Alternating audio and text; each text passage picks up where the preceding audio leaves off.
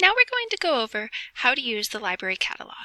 The search bar here, where I've typed in George Washington, will search the entire Valencia catalog, including databases, the online library for books at all the Valencia campuses. If you would like to include items from all 28 state colleges and universities, you can click here.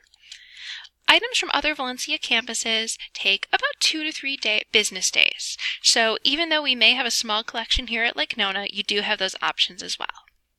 Now, if you scroll down here on the left, you can see that for George Washington, we have 627,000 results. We have options to search for peer-reviewed journal articles, full-text online articles, books, audiobooks. If we do want a book, that brings it down to 590 results. But you notice that not all of these are for the President George Washington. Some of them are for George Washington Carver. So we want to go ahead and scroll down, and we can search by subject. So we can search presidents. That'll make sure, or George Washington, 1732 to 1799, to make sure we have the correct George Washington. This will bring it down to 247 results, a much more manageable number to look through. Now I hope this helps you give you an idea of how to look for books in the online catalog.